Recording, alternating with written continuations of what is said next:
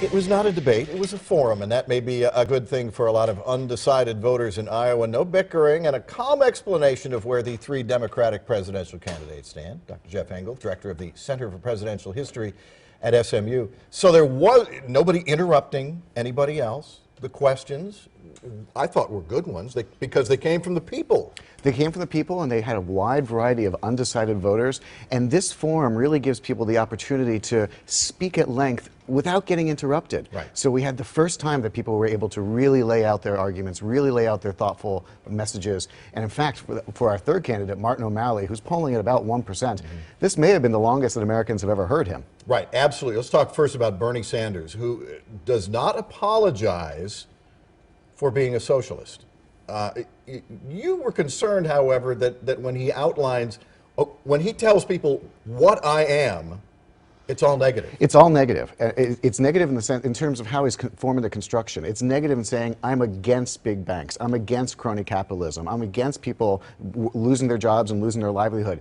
There is a message of what he's for, but it's hidden beneath a broader message of what he's against, right, which is really a problem for a presidential candidate, because presidential candidates usually do better when they speak with optimism, when they speak about going forward, not about what they're against. So here's Bernie Sanders trying to explain what he is.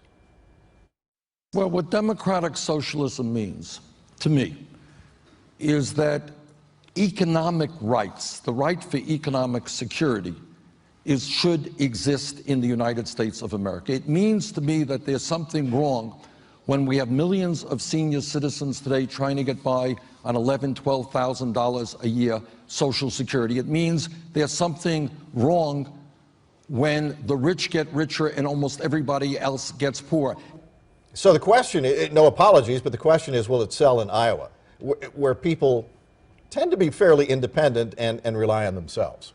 Yeah, it's going to be a very difficult message. But that being said, he is actually surging. The Clinton campaign is really disturbed and really uncomfortable, because this is really a replay for them of 2008, where they are the establishment candidate and suddenly somebody else comes in with a more aggressive message to put them off guard. Right. You know, Bernie Sanders is actually pulling ahead in Iowa and way ahead in New Hampshire. Which is not a surprise, because he comes from right next door in Vermont. Let's talk about, as you said, former Maryland Governor Martin O'Malley.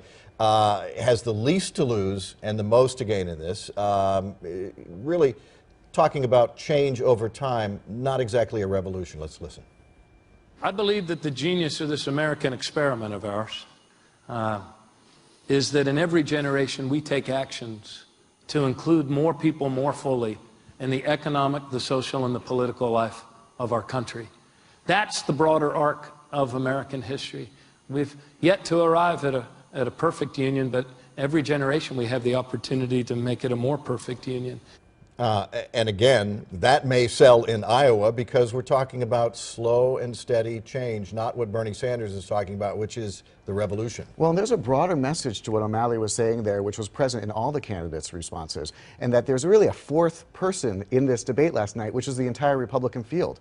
Each candidate, Sanders, Clinton, and O'Malley, made a real push to say, we are the party of inclusion. We are the party of America going forward. We are a party of opening our borders and opening ourselves to a more modern 21st century society, trying to contrast themselves with Donald Trump and Ted Cruz, the leaders of the Republican side, who, of course, are painting a more angry, negative, fearful picture. Right. Let's talk about Hillary Clinton, who finds herself in the funny position of having to be bold enough to convince some of the undecided voters, but not so bold as to turn off some of the undecided voters. She's really got to walk a very careful line, convincing people she's prepared for the job, and was asked about the issue of military intervention. Of course, she has a lot of experience as Secretary of State.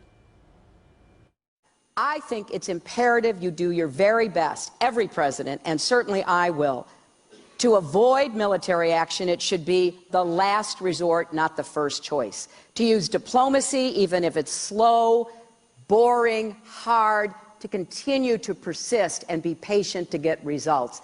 And that you also should use the enormous capabilities that we have to project our values around the world, our cultural values, our freedoms, our human rights, and respect for the dignity of all people.